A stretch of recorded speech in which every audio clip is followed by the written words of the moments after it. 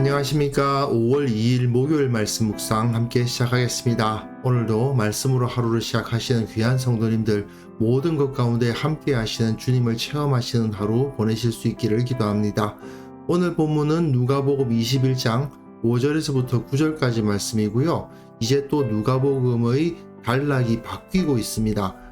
예수님께서 그 성전에 대한 심판을 선언하기 시작하시는 본문인데요. 이 본문을 통해서 우리의 인생에 대해서도 한번 생각해 보고요. 우리가 세상을 어떤 눈으로 바라봐야 될지도 한번 생각해 보는 그런 시간 되었으면 좋겠습니다. 그럼 말씀 보시겠습니다.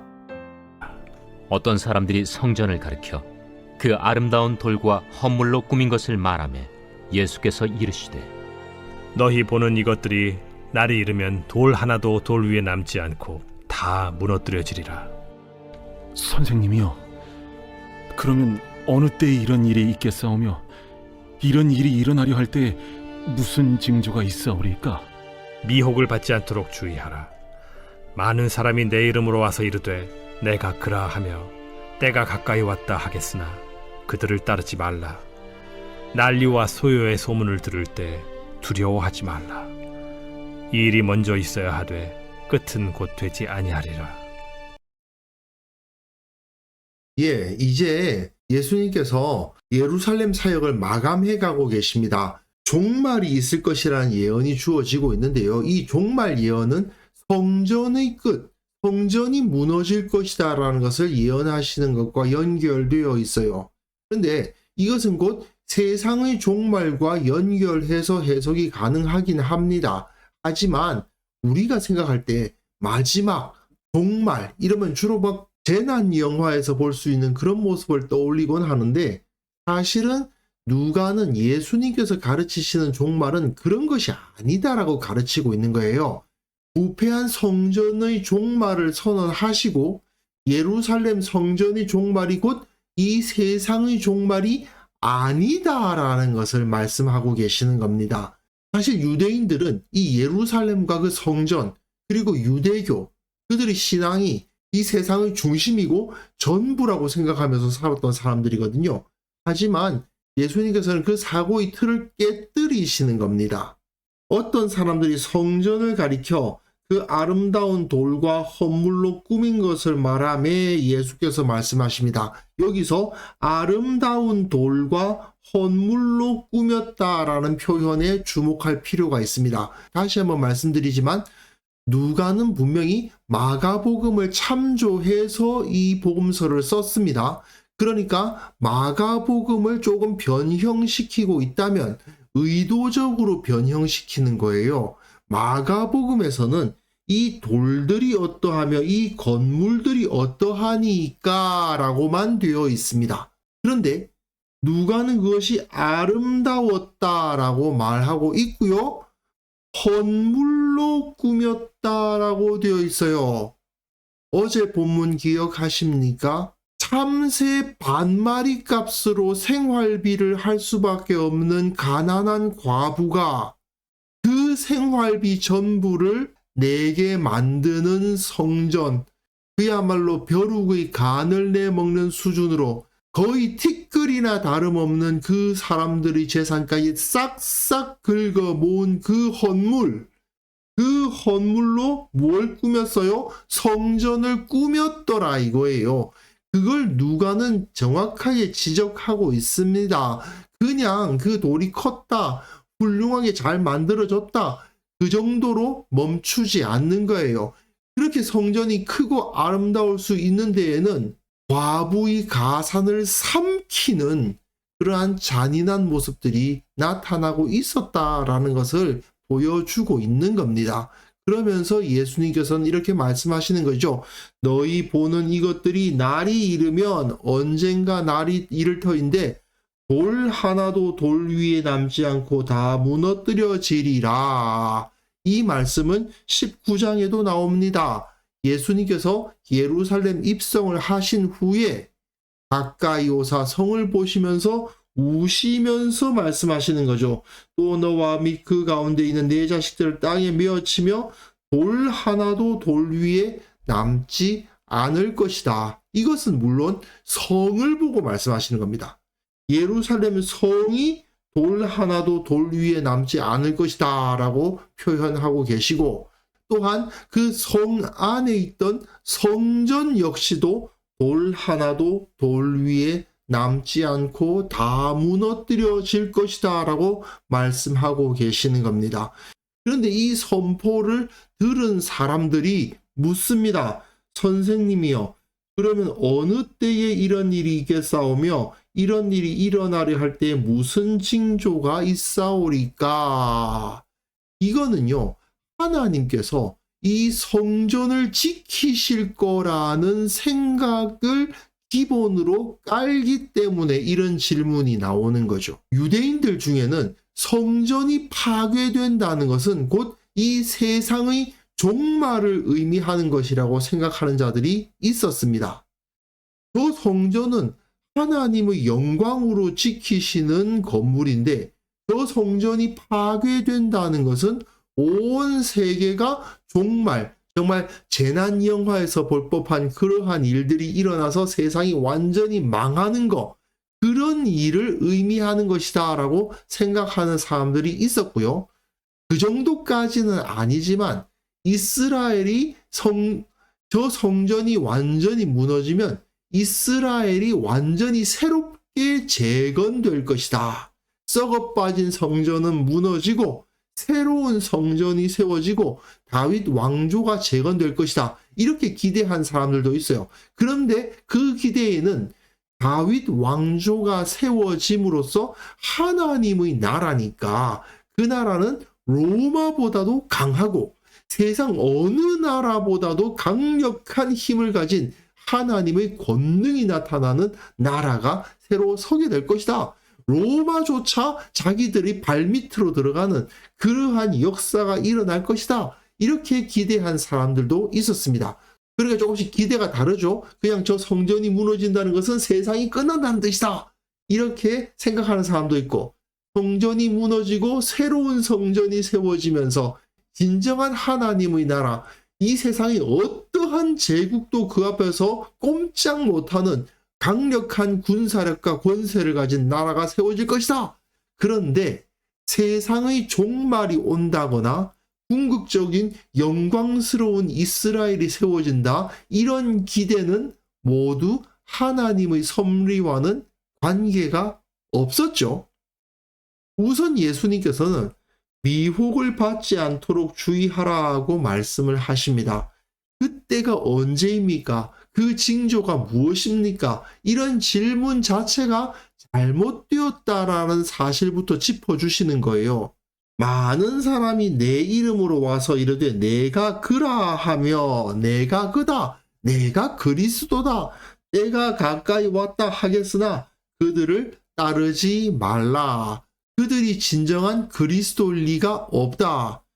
난리와 소요의 소문을 들을 때 두려워하지 말라. 이 일이 먼저 있어야 하되 끝은 곧 되지 아니하리라. 세상이 끝나는 거 아니다 라고 말씀을 하시는 겁니다. 이게 무슨 뜻이냐 하면요, 나중에 계속 읽어보시면 아실 수 있습니다만은 저 성전 별거 아니야, 그 말씀입니다. 성전이 하나님의 영광이 임하시는 곳이기 때문에 저 성전이 무너진다는 것은 곧 세상이 끝나는 것일 것이다 라고 생각했던 사람들에게 안 끝나, 저거 그냥 건물 하나일 뿐이야. 예루살렘이 무너진다는 것은 이 세상의 역사가 끝나는 것을 의미할 것이다 라고 생각하는 사람들에게 아니야, 그냥 여러 도시들이 다 전쟁 때문에 망하는데 그들 중 하나일 뿐이야, 이렇게 말씀을 하시는 거예요. 예루살렘과 그 성전은 이제 그다지 대단한 의미를 가지고 있지 않아, 그렇게 가르치고 계시는 겁니다. 유대인들에게 있어서 성전 파괴는 그야말로 거대한 충격이었을 겁니다. 하지만 그건 그냥 하나님의 구속 역사 가운데 일어날 하나의 사건일 뿐이죠. 이걸 우리 현실에 한번 적용해 볼까요? 지금 내가 누리고 소유하고 있는 것 중에 그 어느 것도 영원하지 않습니다. 그리고 그 어느 것도 궁극적인 중요성을 가지고 있는 거 없어요. 어떤 분들은 직장을 잃으면 마치 세상 전체를 잃은 것처럼 생각하시는 분들도 있는데 그렇지 않잖아요. 나의 지위, 인간관계, 그 어느 것도 영원하지 않고요. 언제 사라질지 모르는 거잖아요. 그리고 그것이 없어지고 무너진다고 해서 내 인생이 끝나는 거 아니에요. 자기가 지금껏 누리고 있던 것 중에 하나를 잃으면 마치 세상 모든 것이 다 사라진 것처럼, 마치 자기에게는 아무 소망이 없는 것처럼 행동하는 분들도 있는데 그 정말 올가매는 우상입니다. 우리 10대 청소년들 중에서 가끔 그런 경우 있잖아요. 정말 그 성적이 자신의 모든 거여서 그 성적이 떨어지면 그 성적을 비관해가지고 해서는 안 될 선택을 하는 그런 어린 친구들도 가끔 보이는데요. 솔직히 어른들이 그들의 머릿속에 우상을 꽂아 놓은 겁니다. 아무리 자기가 성력이 좋고 아무리 자기가 능력이 많아도 그거 오래 가는 거 아니잖아요. 조금 있으면 사라지는 거잖아요. 그런데도 불구하고 그걸 못 놓습니다. 그걸 놓지 못해가지고 끝까지 마치 이거 없어지면 자기는 끝나는 것처럼 그런 생각에 붙잡혀 있는 경우가 굉장히 많습니다. 이 당시 유대인들이 그랬죠. 그 성전을 못 놓는 겁니다. 그 성전이 얼마나 썩었는지 모르는 사람이 없는데 그 대제사장이 순 가짜라는 거 다 알고 있는데도 불구하고 그 성전 못 놓는 거예요. 이거 무너지면 어떻게 되는 거죠? 이런 질문하고 있는 거예요. 예수님께서 말씀하시는 겁니다. 그거 별거 아니다. 그거 무너진다고 해서 끝나는 거 아니다. 우리들도 마찬가지 아닙니까? 혹시 우리들이 이 당시 유대인들이 성전을 바라보듯이 했던 것들, 절대로 못 놓는 거, 그런 거 갖고 있는 거 아닌지 돌이켜 보아야만 됩니다. 결국 우리 그리스도인들은 마지막 종말을 바라보면서 살아가는 사람들 아닙니까? 결국 이 세상은 내 집이 아니에요. 물론 주님께서는 내가 이 세상을 살아가는 이 잠깐의 기간 동안 성실하게 최선을 다해서 가치 있는 일을 하라고 우리를 이 땅에 보내셨어요. 그렇기 때문에 우리는 최선을 다해서 내게 주어진 시간을 살아가야 합니다. 그러나 언젠가 주님께서 부르실 그날이 오죠. 그때에 그냥 툭툭 털고 본향으로 돌아가야 되는 사람들이 바로 우리들 아닙니까? 회사에서 내가 얼마나 대단한 것을 이루었든지 얼마나 많은 것을 소유했든지 간에 주님께서 부르실 그날이 오면 다 그냥 무의미한 것들이에요. 그냥 툭툭 털고 본향으로 돌아가면 됩니다. 그런데 어리석은 인간들은 이 세상 내에서 마치 이 당시에 유대인들이 성전 붙잡고 있듯이 이것만은 못 놓아. 이것이 내 인생의 가장 소중한 거야. 이렇게 생각하면서 그것을 우상으로 삼고 거기에 붙잡혀 사는 경우가 너무나도 많습니다. 그리스도인들은 그런 일은 있어서는 안 되죠. 내가 어떤 걸 잃어버린다 하더라도 말입니다. 직장을 잃을 수도 있고요. 가끔은 건강을 잃을 수도 있고요. 뭐 아이들이 공부를 못할 수도 있고 뭐 어떤 진학하는데 또는 취업하는데 실패할 수도 있어요. 근데 그거 끝은 곧 되지 않습니다.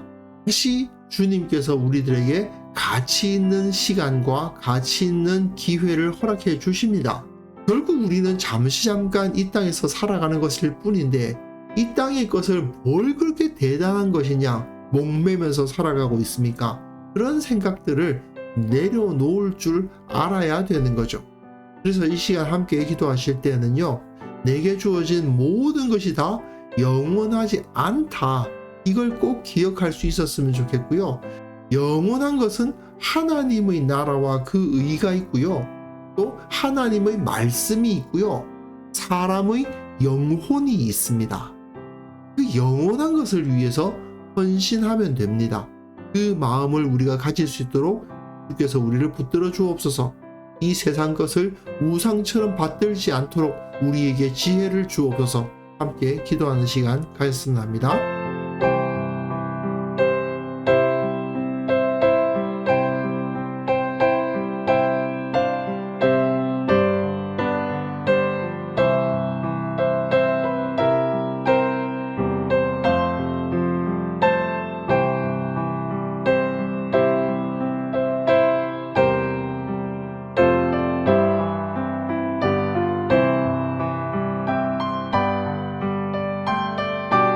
하나님 아버지, 우리에게 주어진 것은 영원하지 않음을 기억하게 하여 주옵소서. 세상에서 누리고 있는 것, 소유하고 있는 것에 붙잡혀서 영원한 것을 바라보지 못하는 어리석은 자 되지 않도록 도와주시고, 영원한 하나님의 나라와 그 말씀과 그리고 사람의 영혼을 위해서 우리에게 주어진 시간을 바치고 헌신하는 참된 신앙인이 되게 하여 주옵소서. 우리 교회 가운데에는 세상 것을 우상처럼 받드는 사람 아무도 없도록 도와주시고, 영원한 하나님 나라를 바라보는 자들의 공동체가 될 수 있도록 주께서 붙들어 주시고, 그 가운데 참된 평안, 참된 기쁨 허락하여 주시기를 원하옵고 바랍니다. 아버지, 한국 교회의 강단을 붙들어 주옵소서. 세상적인 것들을 말하면서 세상적인 가치관을 가르치는 설교자 한 명도 없도록 주께서 그 입술을 붙들어 주시고, 오직 하나님의 나라와 그 영광을 바라보면서 주께서 원하시는 바가 무엇인지를 바르게 선포하는 자들 다 될 수 있도록 도와주옵소서. 세상적인 것을 가지고 복이라 말하지 아니하고 오직 하나님의 영광 가운데 들어갈 수 있는 그 구원만이 진정한 가치임을 설파하는 자들로 가득한 한국 교회가 되게 하여 주옵소서. 아버지, 오늘 하루도 우리에게 허락해 주셨는데 이 하루 주님 앞에 영광 돌리며 살아갈 수 있기를 원합니다. 내가 무엇 때문에 이 땅으로 보냄받았는지를 기억하는 하루가 되게 하여 주시고, 진정 의미 있고 가치 있는 삶을 살아가는 하루, 그것을 통해서 주님께 영광 돌리는 하루 살아낼 수 있도록 주께서 우리를 성령으로 충만케 하여 주옵소서. 감사드리옵고 예수님의 이름으로 기도합니다. 아멘.